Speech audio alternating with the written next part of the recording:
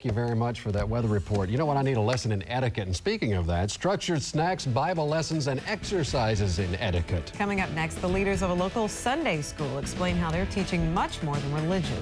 And coming up at 6 o'clock, a DCF custody battle takes a toll on a father's health. What he's gone through in hopes of bringing his little girl home.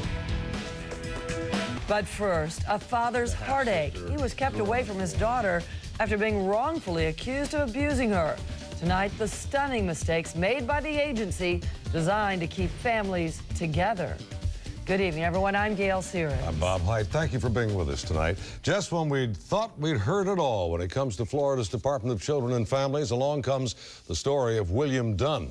Tonight, in an 8 on Your Side investigation, Lynn Carson shows us how one failure led to another. And worse yet, nobody seemed to care.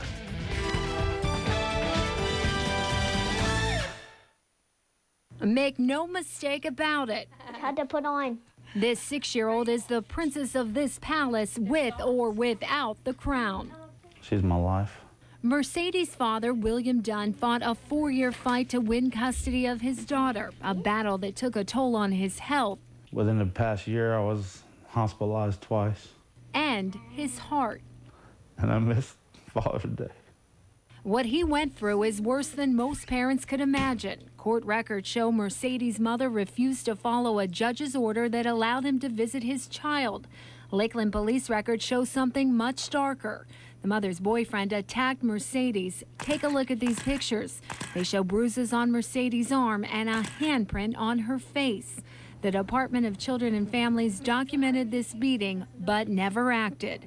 Then came a second incident of abuse. A judge ordered that Mercedes live with her father, and suddenly the girl's father found himself the target of an investigation, denied any contact with his daughter. There was allegations brought against me that I sexually abused my daughter.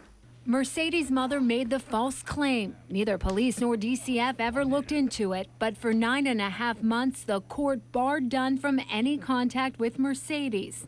Dunn drained his savings account, borrowed thousands of dollars from friends and his church to fight the false charges. And it's hard to get it right every time. I told Governor Charlie Crist about William Dunn's story. Shouldn't they have asked? He doesn't understand why DCF workers didn't act faster and promises to review the case.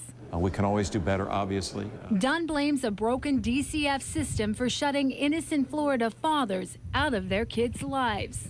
That's when my daddy took us to the beach. Fathers who desperately want the picture-perfect ending Dunn now has. Full custody of Mercedes. And my miracle came true. Do you know how? Now, DCF refuses to talk about this specific case, but a spokesperson told me there is no deadline for caseworkers to talk with parents accused of abuse. Dunn now owes $50,000 to his lawyer, but he says without an attorney, his daughter would still be with his mother. Bob? All right, thank you very much, Lynn. Just like Governor Chris, State Representative Baxter Troutman also plans to investigate what he calls a tremendous breakdown at DCF.